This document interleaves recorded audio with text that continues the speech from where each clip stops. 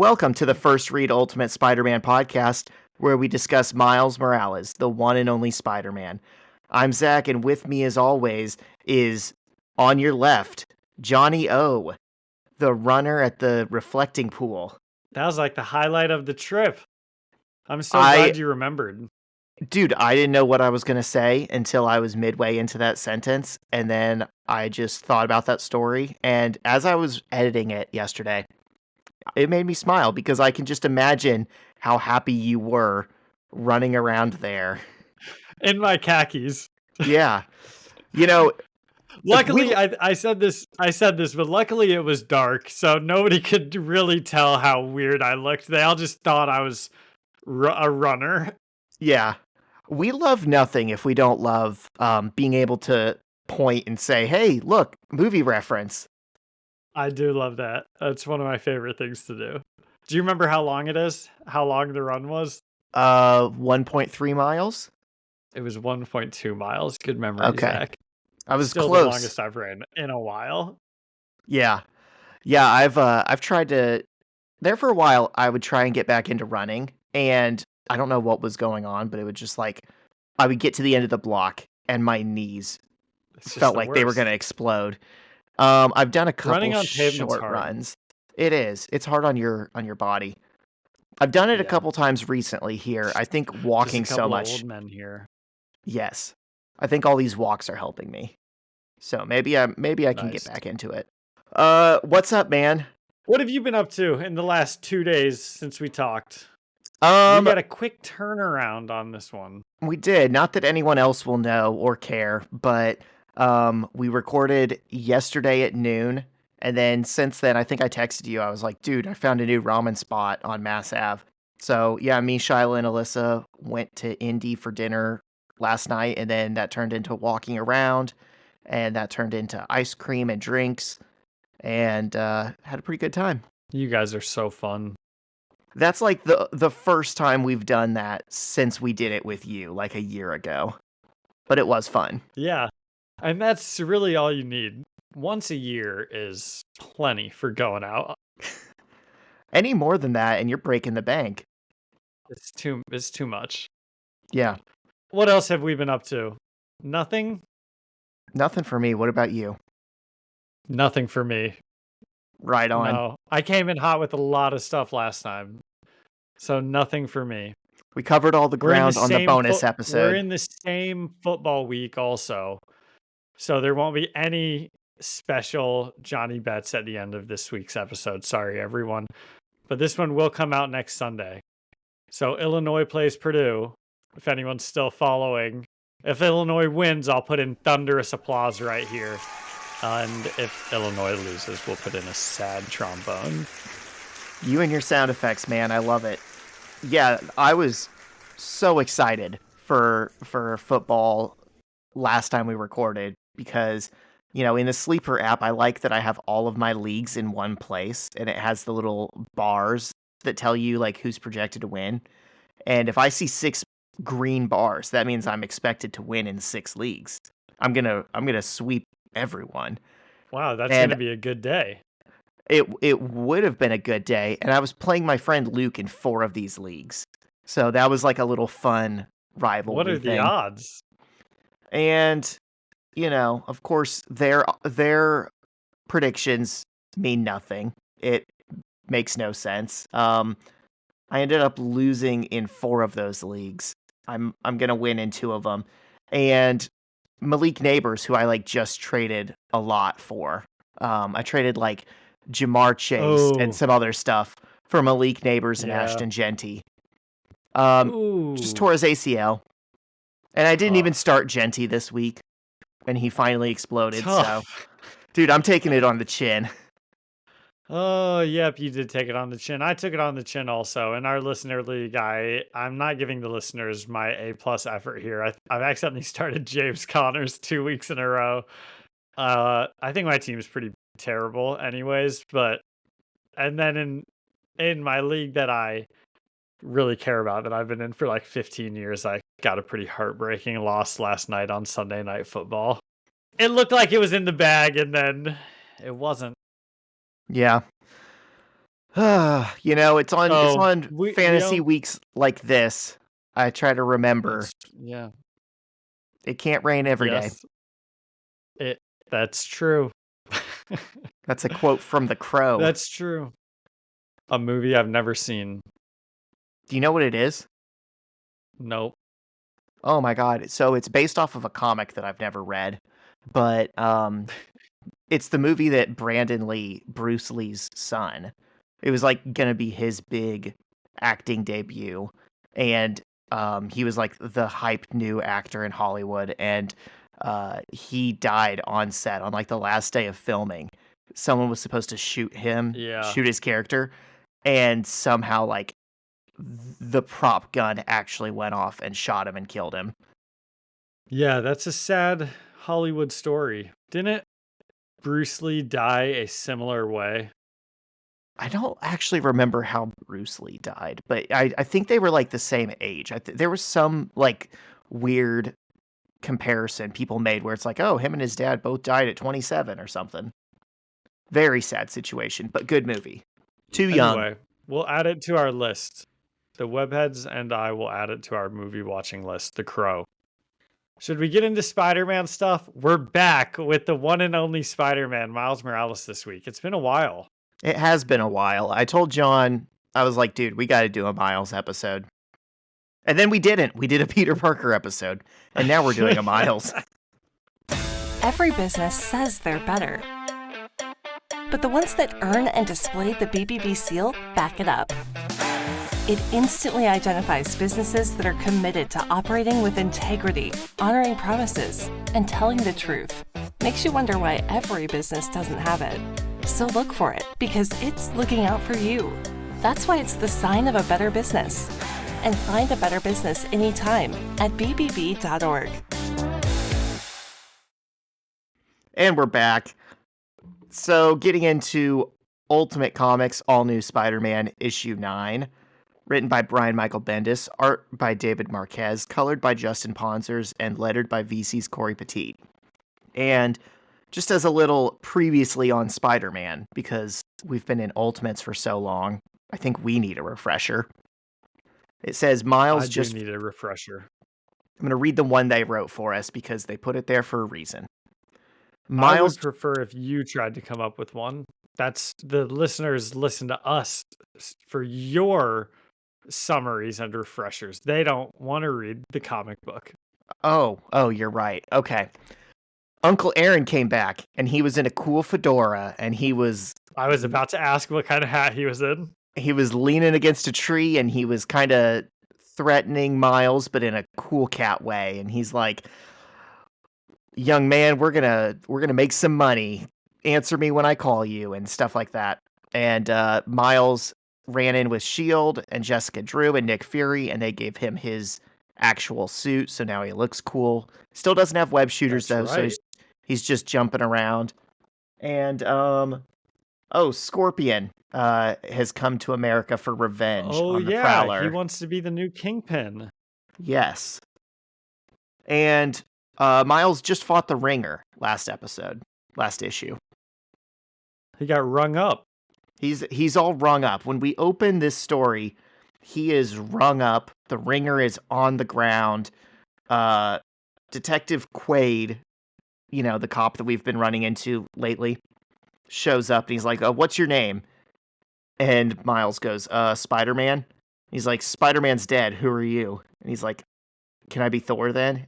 And Quaid says, a smart guy, just like the last one. Get him down from there. And the cops are like, are we going to unmask him? And he's like, no, I've got this idiot, Danny Rand, who's trying to sue me for unmasking him. You can't do that now. These suits have their like civil liberties or whatever. Which I think is kind of funny, but also, didn't Danny Rand not wear a mask in this universe? Haven't we like seen his face every time he's shown up? I think that we have. Yeah, why would he be the unmasking rule? Does Iron Fist ever wear a mask? I've never read an Iron Fist comic or watched a show with him in it to know He's that. got like a yellow thing, kind of looks like a Zorro mask, but it goes over his hair as well. But I don't think he wears that in the Ultimate Okay. Universe. So we might have got him. He probably has at some point. We can say we got him if you want, and I can put the alarms in. Okay. And so Officer Quaid is talking to Miles, and he's like, I want to know, like, is this a thing? Are you actually Spider-Man? Are you doing this? Are you going to go out, or am I going to keep running into you? And he's like, yeah, I mean, I'm going to do what I can. I'm going to try and help out. Quaid asks him, how old are you under there? And Miles says, 30. And he's like, go home, kid. It's a school night. And John, I Captain swear, Quaid seems like a good captain. he does. As far as the captains we've had, yeah. the ones we've met, he's pretty good. Gwen Stacy's dad was pretty good too. It's just been a long time since we've seen him. So, to his credit, Captain Quaid is kind of giving Miles his flowers. He's like, "You shut down the ringer. Good job, kid. Thank you. Now get back to school." He's like, makes some joke about, oh, I worked with the other Spider-Man, but he had actually hit puberty already. And Miles is like, I hit puberty, and the cop says, this morning. He's like, why are you giving me such a hard time? And he's like, go away, I don't want to do the paperwork on you. And Miles keeps talking. He's like, all right then, unmask him, guys. And Miles finally like breaks out of all the rings and jumps away. And one of the other cops is like, were you serious? You were actually going to unmask him? He's like, no, I just wanted to get him out of here. He says, kid has no idea what he's doing. Then we get a panel of the ringer kind of waking up and trying to run away, and they tase him in the back. I don't know if I like that, John. Do you like that? What would you have? Yeah, I didn't even think about it. I mean, it's just bad Am I optics. desensitized to police brutality? It seems like it. I also think they should have escape. What would you rather? They riddle him with bullets? I would have rather, when he was already unconscious on the ground, they cuff him instead of standing there talking to the teenager in a mask that they know they're not going to arrest. Aw, who's that? I bet it's Percy playing with his squid like a dog. I bet if I go look over the edge of the railing, it's just him and his squid just like sitting on the couch. That's so cute and funny. Check. My cats also have like favorite toys. Like Jubilee has a bunny, and she will carry it around in her mouth everywhere.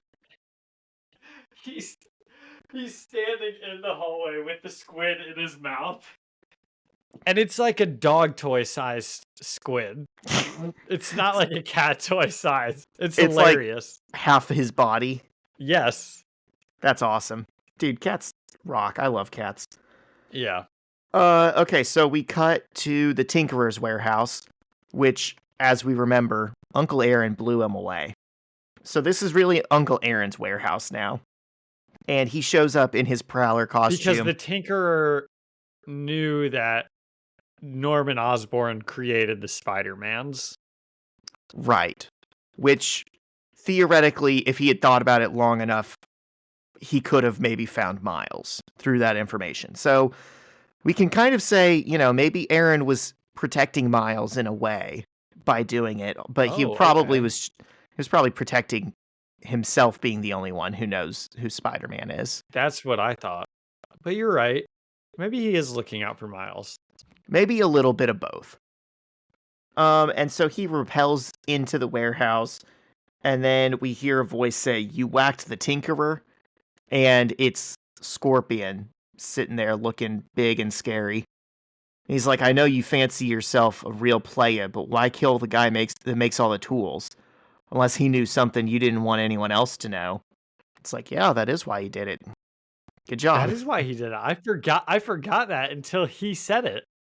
And so they start talking. He's like, they let you on a plane, Scorpion? And he's like, I came here to get him to tell me where you are, but I saw you killed him. I knew you were probably holing up here on the down low. I knew all I had to do was sit tight. and they're just kind of going back and forth. It's one of those things where they keep saying cool, suave things that are unrelated to like what they're actually saying, but they're just both trying to be the guy who's not intimidated. And eventually, Scorpion charges Aaron, grabs him around the neck, and then Aaron's suit does the same thing it did in Mexico, where it like lashes out electric shocks in all directions, and it throws Scorpion off of him, and it also shocks a bunch of Scorpion's goons that are there with him. And he's like, I came back here because I knew the Tinkerer was holding on to all the good toys. I was right, as you can feel. And of course, I knew if you were stupid enough to come. And of course, I knew you were stupid enough to come to New York. And you know what else I know? And he says this, and he just smashes Scorpion's head into something. And then Like Scorpion, through the ground or something, yeah, like you said. it would be really cool if he actually knew something, but it's kind of just a segue to him punching again. And then the Scorpion does the thing that he does in this universe, because he's not literally a man in a scorpion suit. He's like got a big hook on a chain that he swings around like it's a scorpion tail. And he pulls that out And and it he does kind starts. of look like a scorpion tail. When I saw this panel, I was like, oh yeah, that's why he's the scorpion. And so now the kingpin, the Scorpion is talking about this city needs a new kingpin, and it's gonna be me. I own you. You picked the wrong fight. He's just like smashing stuff up, and Uncle Aaron is in a pile of junk that has gotten smashed from the fight. And then Aaron stands up, and he's in like this kind of wingsuit that I'm guessing was made for the Vulture, but Definitely. That's what I it was thinking. This is like the vulture suit. it also reminds me a lot of like um Archangel's wings in X-Men, because the wings are very clearly blades. And Aaron says, "Baby, I ain't looking at you, I'm looking past you. Hurrah!" And he starts like shooting the blades out of the wings. Like the blades can eject like flechettes, and that's what Archangel's wings do too.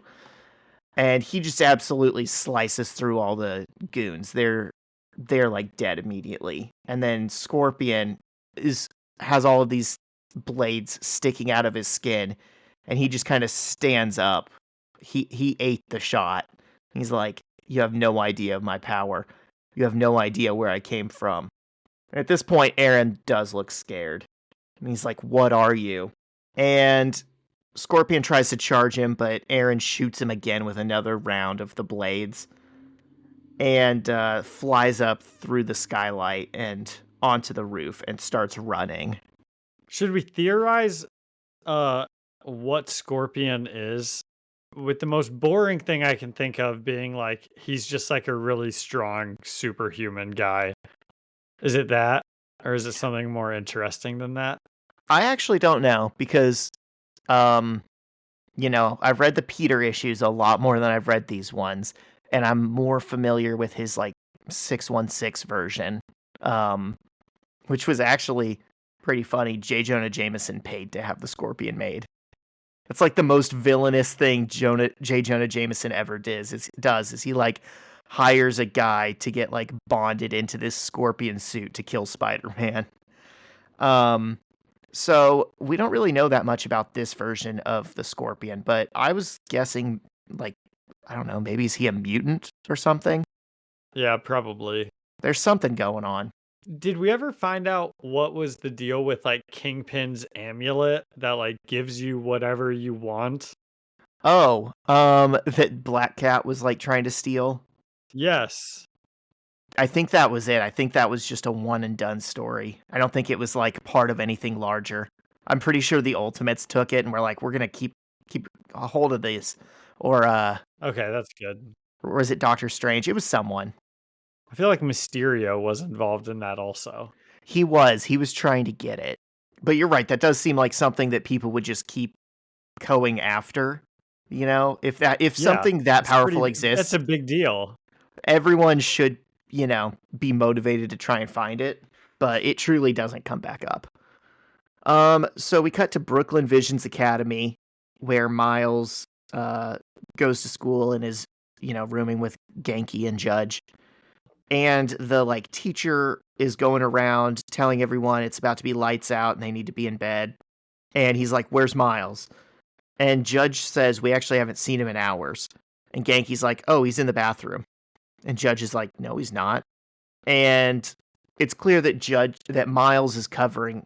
I'm sorry, it's clear that Genki is covering for Miles, and Judge is a little peeved that he's not in on whatever's going on. And the RA guy I'm goes, changing my opinion on this guy. Because I mentioned it a couple times that I think he's going to be some sort of a villain character. And I don't think that anymore. I think he's just going to become one of the three amigos pretty soon. he's just a kid. I was like, come on, guys, include him. We're all having fun here. Yeah, I mean, he seems like a guy that they can trust. And it seems like He eventually hasn't said anything about them yet. He's had opportunities. He knows they're up to something and he's keeping his head down, yeah. I mean, he exists at this point in the story as the tension of like exactly what he is. There's the roommate that knows about Spider-Man and is like kind of helping, and then there's the roommate that doesn't, and that's where, oh my god, we got to sneak around because Judge could see me in my suit or whatever. Yeah. So the RA goes to check the bathroom and Miles isn't in it, and he goes back to the room and Miles is standing there and he's just like, "Sup?" And he's like, "Where were you?" And he's like, "I was in the bathroom." And he's like, how did I not pass you?" And he's like, "I don't know." And the guy's just like, "Okay, whatever, lights out." And then Judge is like, "What's the deal?" And Miles and Genki are both looking hella suspicious. They're like, "Deal? There's no deal. Who said there's a deal?" And he's like, "I don't mind lying for you, but at least include me. We'll all be living together, right?" And he's like, "What? No deal. What is it with everyone today? Right? Come on, a deal?" They kind of sound like Seinfeld characters right here. Yeah, very much. And There's Judge, no deal. what's the deal with deals these George! days?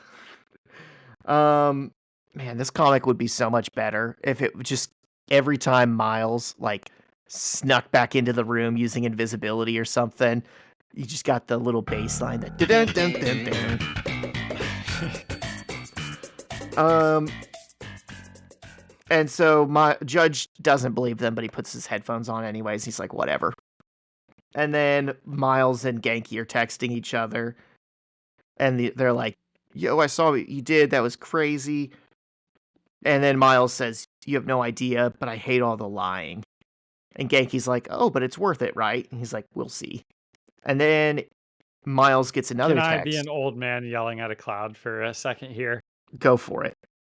I hate when people don't spell correctly in text or say things like "will see" and they just put a C, or "you" but they put a U. I just cannot stand that.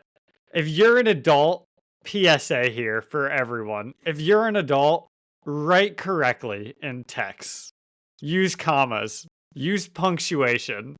Yeah. That's saying it. shortening like "you" to "you" or one I do a lot is "with."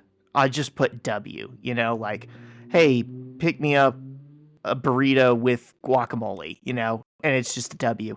But I saying don't think that is as bad as not spelling things correctly, because W, especially like W slash, means with.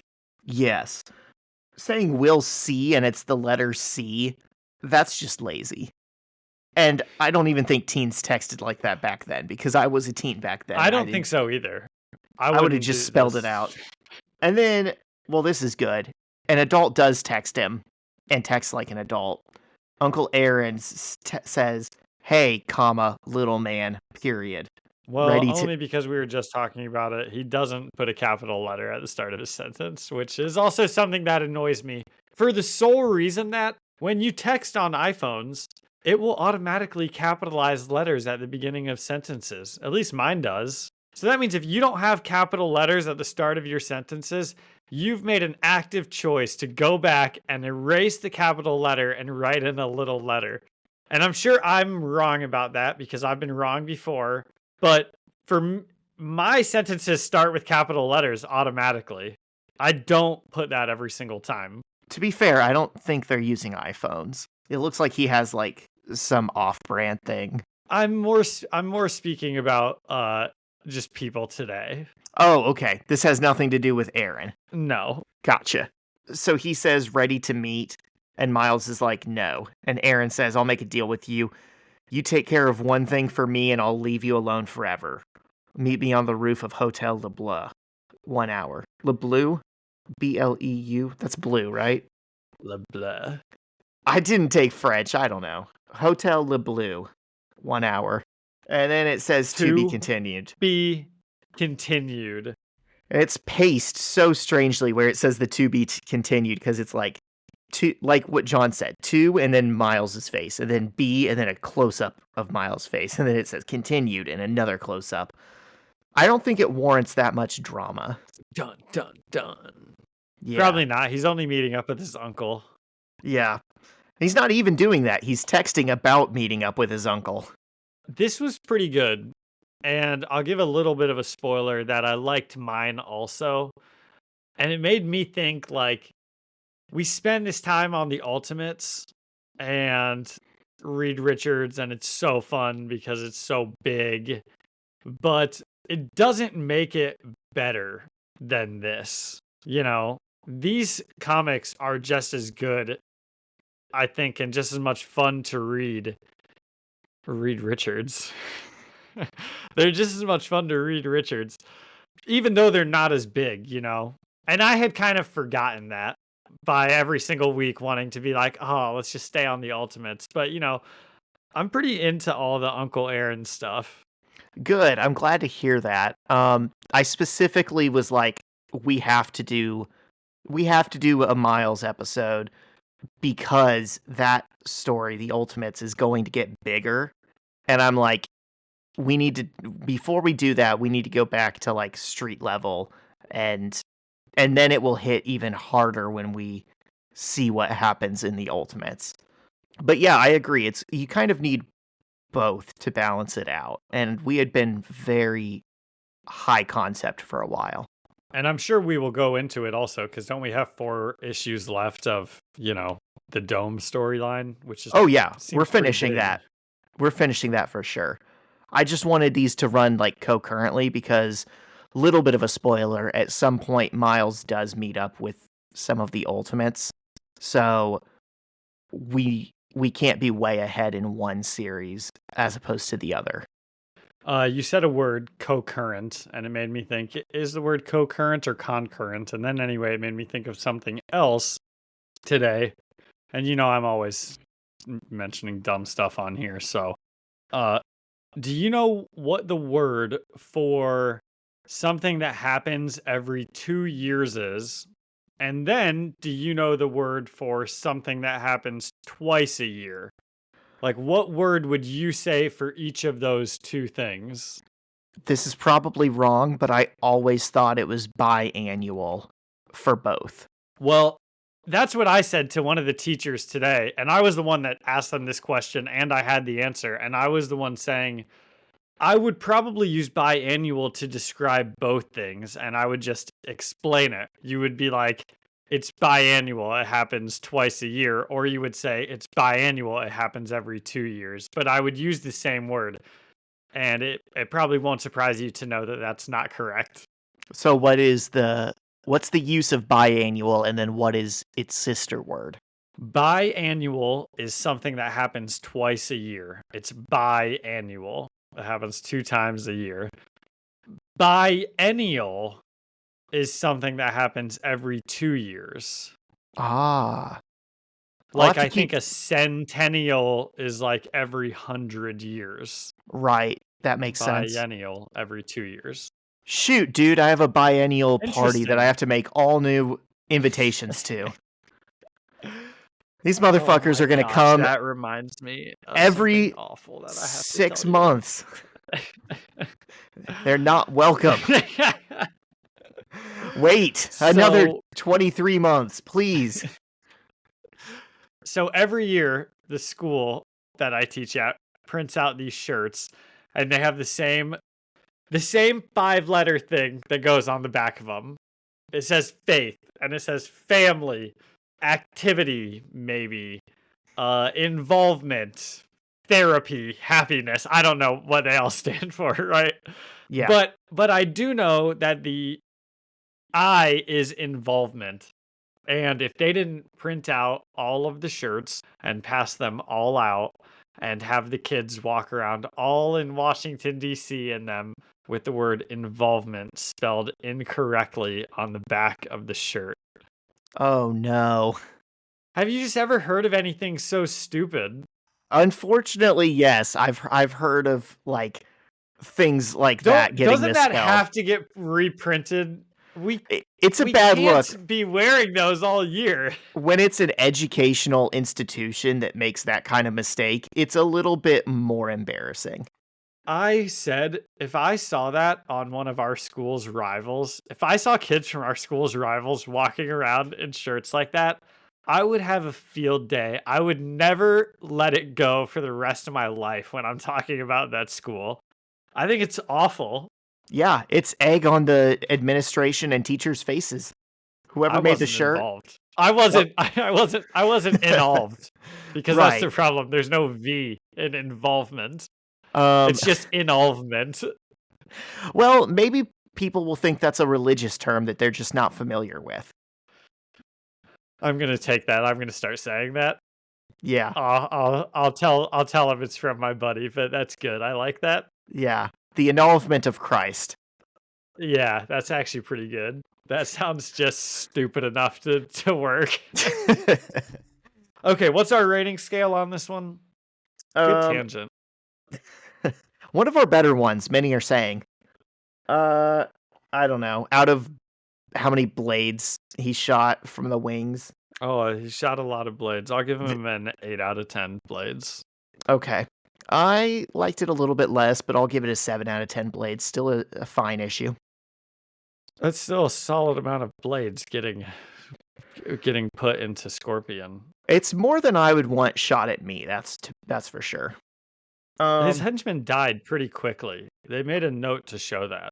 Oh, it like tore through them. That was actually one of the most Yeah. graphic, like Uncle bloody Aaron scenes that we've had in a continues to while. impress. You know what it kind of reminded me of was that issue so long ago that we talk about all the time, where the Punisher is just on a tear, killing people that like screwed him over, and you would see like him Is shooting this where people. Gillette is holding his Yes, daughter like to the door at the end? it's the Gillette issue. Yeah. Um, Incredible. That issue started the Mount Rushmore of villains all those years ago. and it was such a bloody, brutal comic. Like they can't show too much blood, but they can show like splatters of like black. Yeah, It's not yes. red, And it's like black. shadow splatter. Exactly. Yeah. Yeah, and this has that a lot as well. Yes. 100%. You know, I watched the new Dexter show, Dexter Resurrection. Yeah. Did you ever watch Dexter? I couldn't get into it. It was just too long. Oh, I like it. I like Dexter a lot. Most of the seasons I thought were pretty good. And then this new one that just came out also pretty good. We talked about blood spatter, so it reminded me of it. Oh yeah, that's a great intro. I'll give him that. Like how all his normal Yeah. everyday tasks just remind him of like killing. It's very creepy. Yeah. I can see why other people like the show.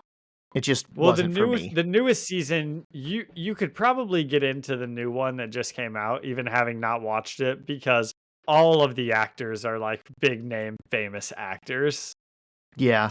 So I it's don't- just like kind of fun, but it's also I don't know, they all do a pretty good job and they're all in it enough that it's like it's not just like novelty, you know? Yeah. Did you ever watch You? Yes, I watched the first like 2 seasons and I couldn't tell you what happened, and then after that I just like would put it on in the background and then I eventually just stopped watching it altogether. Yeah, same. Shiloh finished it, and I would kind of half watch as I was going in and out of the room on the last few seasons. Is it good? I mean, Did he wind up with the girl of his dreams? as I understand it, no. He ended up in prison, but he had a lot of like people who would write to him, and they were like, "We love you."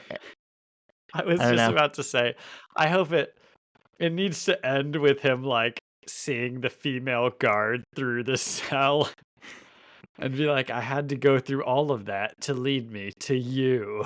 Oh, of course. And that's how it should end. That. Honestly, they might have done something like that. Yeah. Okay, should we get into mine, issue 10? That was Let's- not one of our better tangents. Let's do, but also just real quick, I got to shout out, you got a cool ass cover on your issue. This cover is awesome. It is. We've got I love the Uncle texture Aaron on as the Aaron's Prowler suit. and Spider-Man like jumping in the air and fighting. Honestly, I wouldn't have even noticed it if you didn't point it out. Well, and I like it kind of looks like they're falling at like a great speed because it's almost like raindrops, but I think it's like showing movement. Yeah, Just a cool cover. it is. And the next page is cool because we've got that classic look from Uncle Aaron in his fedora leaning against a tree being semi-threatening. And this is written by Brian Michael Bendis, art by David Marquez, colored by Justin Ponzer, lettered by VC's Corey Petit.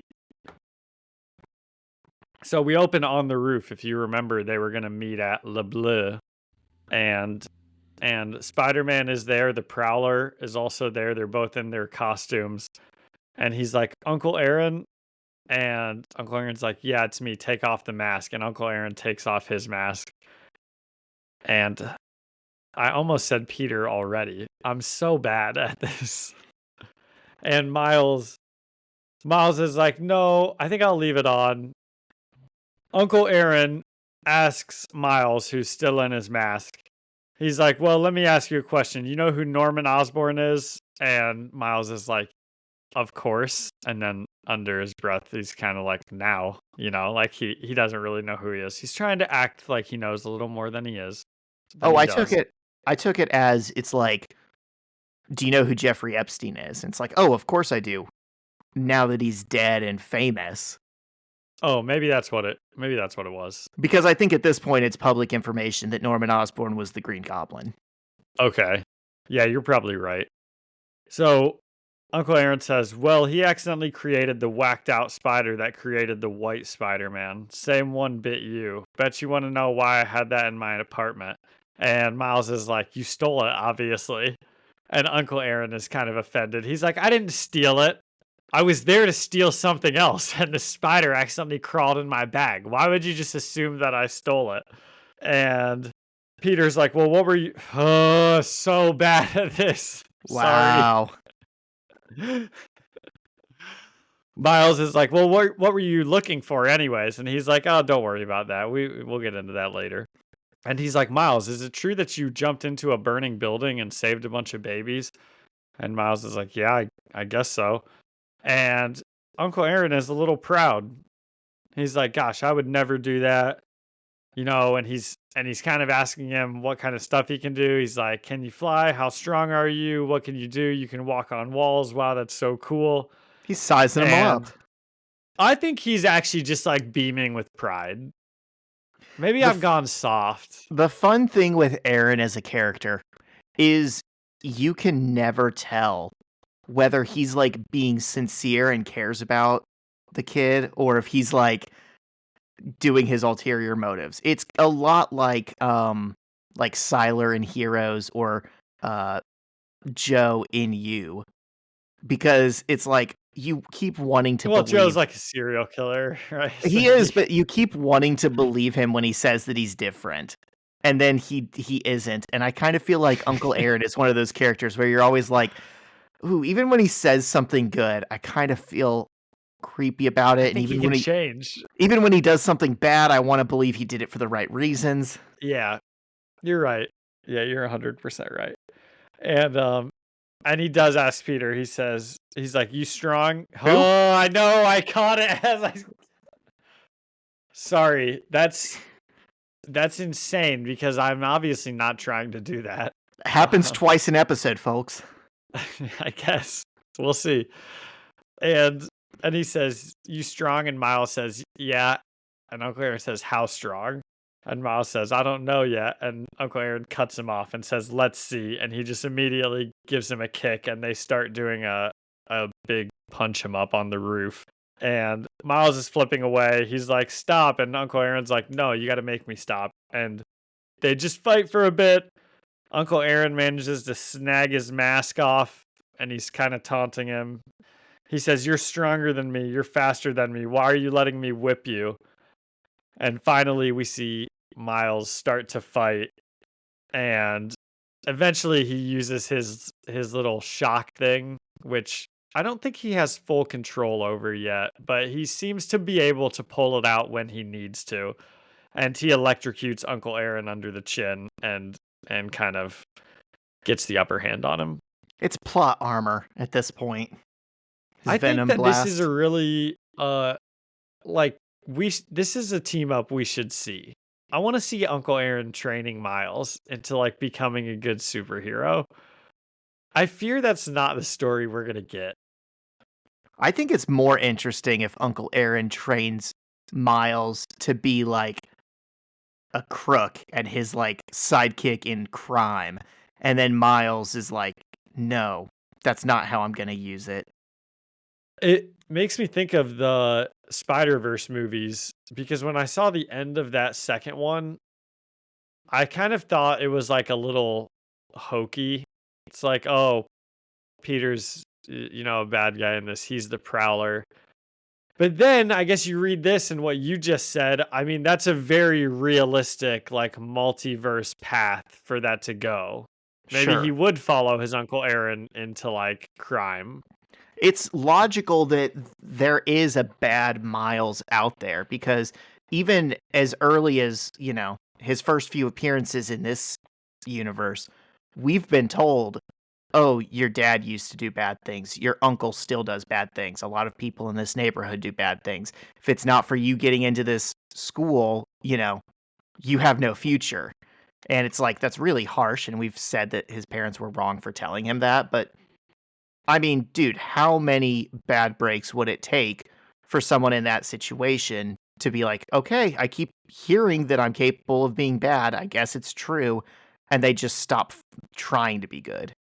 Yeah, especially if they don't have like much money and his Uncle Aaron shows up with like a bunch of money. It'd probably be pretty easy. I mean, dude, if somebody showed up to my house with a bunch of money, I'd be somewhat tempted to see what they're doing.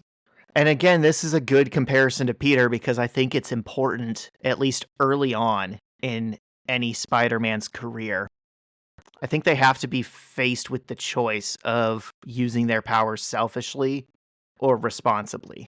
And it has to be an actually compelling argument for using it selfishly. It has to be some kind of like personal sacrifice that they're making when they decide to, put on the mask and be a hero. Yeah. Well said. So they finish their fight.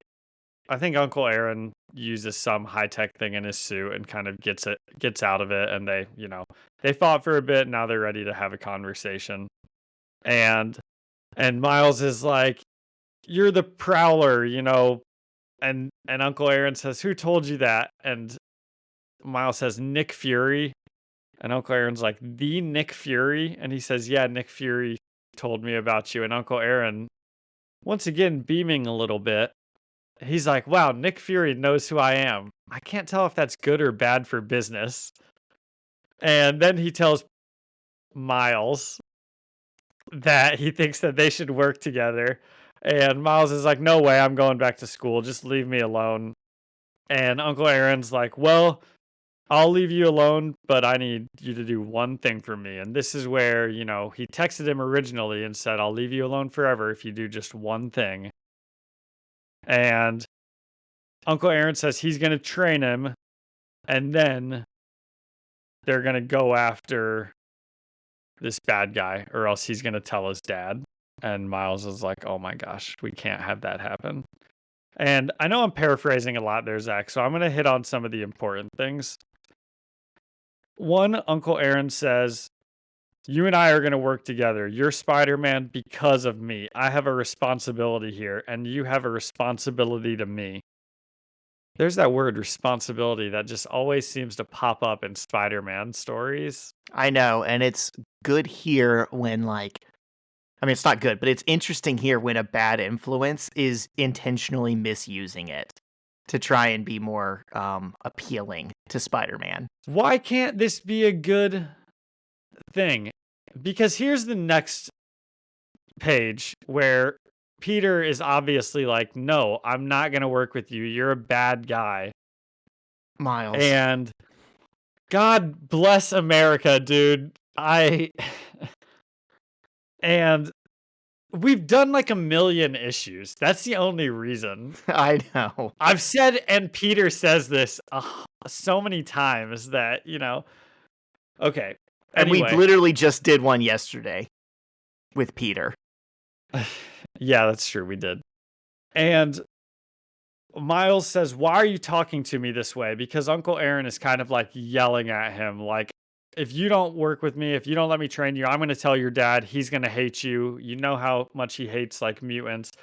And Uncle Aaron says, because I know I'm right and I need you to snap out of it. I don't want to see you getting killed. Kid, you need my help or you're going to end up like the last idiot who put on that stupid costume. And Miles says, I don't want to do what you do. And Uncle Aaron says, you want to catch bad guys? Tell you what, I'll make you a deal. I'll show you. You and I are going to take care of a bad guy, a real bad guy. And here's what I was getting to like a couple minutes ago is Uncle Aaron is a bad guy. Maybe. He's like morally gray, we think. He's in it for himself, but he's not in it to do evil. But there is a bigger bad guy. And working with him and him wanting to train Peter, he might have ulterior motives. But some philosopher who I can't think of right now, he would say that whatever leads to the most good is good. And so does it matter what Uncle Aaron's motives are? I mean, this is good that he wants to train Peter into a good superhero and have him take down bad guys like the Kingpin. The Scorpion. But he wants to be the Kingpin. Right. So I was like, it would be like Peter trying to take down Kingpin, right? Which he's done before on behalf of another gangster. Remember that? Yes. So this is a very similar situation that Spider-Man has been in before. It is, and Peter learned his lesson from that, but Miles has not learned that lesson yet. And I think what was the lesson? I don't fully remember. Maybe I forgot the lesson. I think it's like you're still serving the master you're serving, right? You can tell yourself, "Oh, I'm taking out the bigger bad guy," but then tomorrow, you know, this person is just you're helping them fill the power vacuum, and you're kind of being their pawn in their game. Just like when Mark did it in Invincible, and they took out like that computer man or whatever that was like the kingpin of their city, and I can't even remember his name. Machine Head.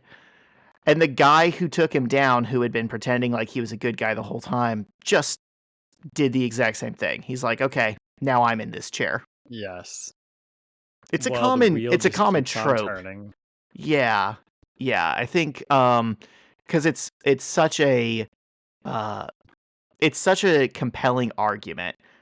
Well, you're going after the bad guys anyways, and I can help you get the worst one. Where's the harm in that? But whenever this story gets told, it almost always does end with the hero regretting it. Well, Miles is going to have a big think about it. You can tell the words from Uncle Aaron really got to him. He slumps down, he pulls off his mask, he's kind of deciding what he should do. And he says, maybe I should just go to them and tell them what's going on. And he looks over towards the city and says, I read the sites. I know they have just as much crazy going on in their lives, even more. And we don't know who he's necessarily talking to or talking about. And then he says, maybe they'd let me join. Now he looks over at the Triskeli and he says, maybe they'd let me join. Maybe then I could tell my mom and dad that I'm really one of them. Oh, man, here they come. It's them. It's really them. And we see the Avengers flying across the sky as Miles looks on and says, yeah, like they have time for me. That's kind I of a weird little, like, 1-page input into this comic book, don't you think? I think this is because it's Tony and Thor, and there's like a helicarrier in tow. I think this is the one where they showed up and they tried to face the city head on and they had to teleport out of there.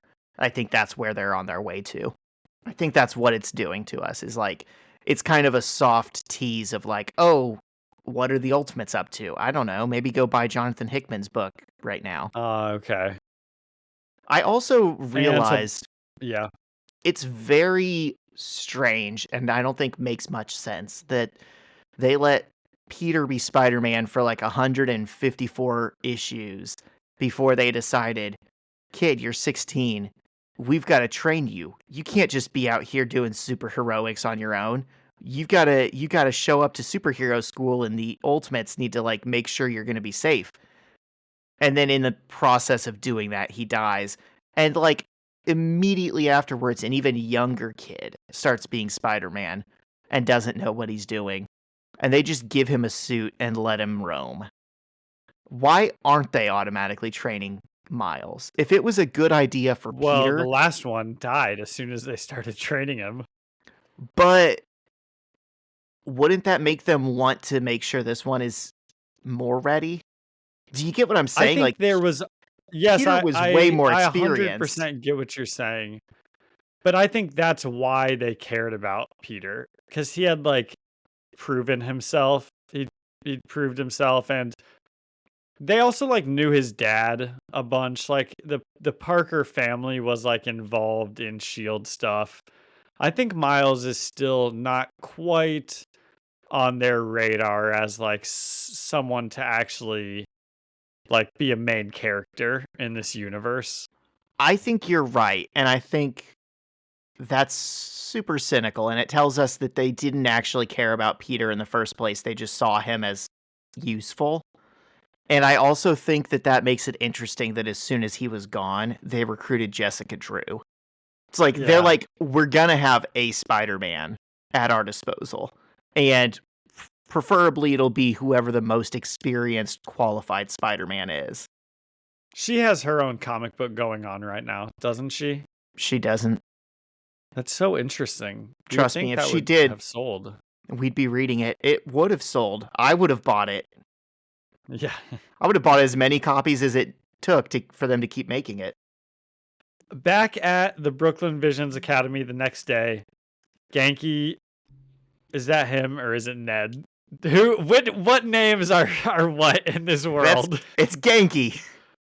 Okay. Genki stops Miles and he's like, dude, what time did you get in last night? And Miles just kind of walks away from him and Genki can tell something's wrong. And then at dinner that same night, Miles's parents can tell something's wrong. They're kind of exchanging looks at each other. And Miles's mom looks at him and says, hey, I love you. And Miles says, love you too, mom. And his dad says, congratulations, it's a teenager. That's pretty funny. Because he's being all moody and not saying anything. Yeah. Yeah, it's good stuff. Then I know after this dinner, doesn't. Miles goes up. This has nothing to do with the issue, and it doesn't make our podcast better at all. But dude, Miles's mom is such a babe. Yes, we've mentioned it many a time. It's just hard not to notice. And we should mention it every time we think of it. I mean, we should mention it. That's why they're paying us. Right. Yeah.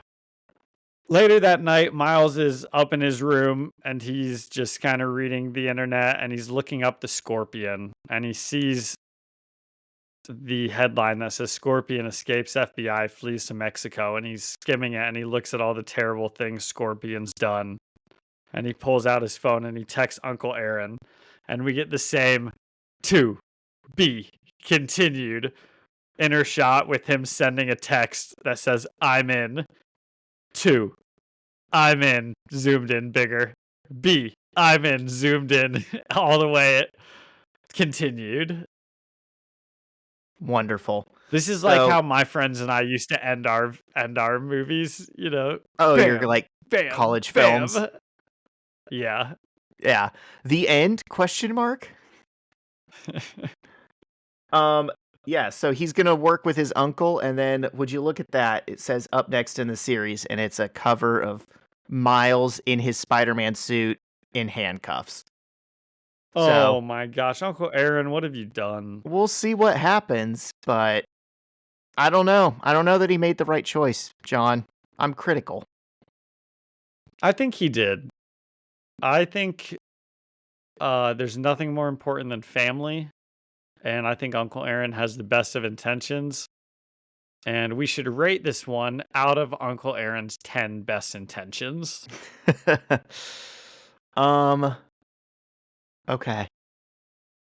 I'm gonna give this one another. Actually, no, I'll give this one higher than what I gave the last one. This one is a 7.5 out of 10 intentions because I think it does a lot of work setting Uncle Aaron up as a very interesting character. Because we've spent a lot of time with him, like I said, but we didn't really know who he was. And at this point in the story, I think that's becoming a fun part of the tension is, when push comes to shove, how much is he doing this for Miles' sake versus how much is he using Miles to his own ends? I'm going to take your lead and I'm going to say it's a half point better than the last one and say this is an 8 out of 10 best of Uncle Aaron's intentions. Like I said, these might not be the biggest stories, but they're still very fun, small scale stories. I also have to give David Marquez his roses because I do really like his art, and I think he does the costumes really well, and he does the fight scenes really well, and that really showed Yeah. in this like training montage on the roof. Yeah. All right. We got anything else? I do not. What do you got? Well, then we're done with Spider-Man stuff. What are we doing next week for Spider-Man? We'll do the next 2 issues of this, so 11 and 12, and then we will jump back into Ultimates. Okay. Oh, I love it. Good. We get one more Miles week, and then we're back into Ultimates to finish that story in 2 weeks. Like I don't think I'm guessing.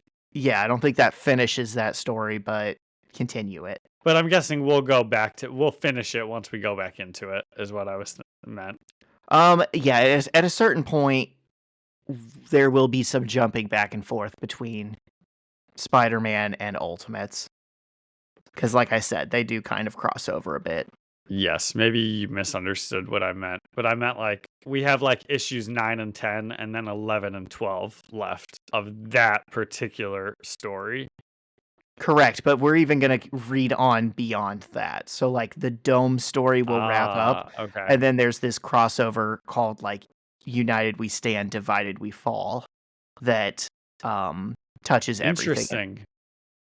Okay, good. Well, I'm glad we got that cleared up. Yeah. So what else do you have not Spider-Man related? Anything? I know we just went through all this a couple days ago. I don't. Yeah. Dude, man, wasted all the good stuff on the bonus episode. Zach. That's okay. How about we do this? You know what we haven't done in a while that you should do? Give us a jam of the week before we send it out. Okay, let me look at what I've been listening to lately. Oh, I've been getting into this band called Geese. They have an album out this year. There's a song on it called 100 Horses. It's pretty good. They kind of sound like every classic rock band, but also with a little bit of modern rock. And I know that's like classic super rock and modern rock. That's super vague, but when you hear them, you'll know what I mean by that. Okay, so what song? You said the band is Geese? Yep, and the song is called 100 Horses. Okay. There you go. All right, anything else? I think we did it. I think that's it. I'm taking us out. Thank you to Ian Hickey for the music and Alyssa Seaman for the artwork. And thank you all for listening and leaving us a review or a comment. You can find us, the First Read Ultimate Spider-Man podcast, on Spotify or Apple Music or anywhere else you find podcasts. And you can leave us a message on Instagram at First Read Podcast. Send us an email at firstreadspidey@gmail.com or find us on YouTube, the First Read Ultimate Spider-Man podcast. See you next week. See ya.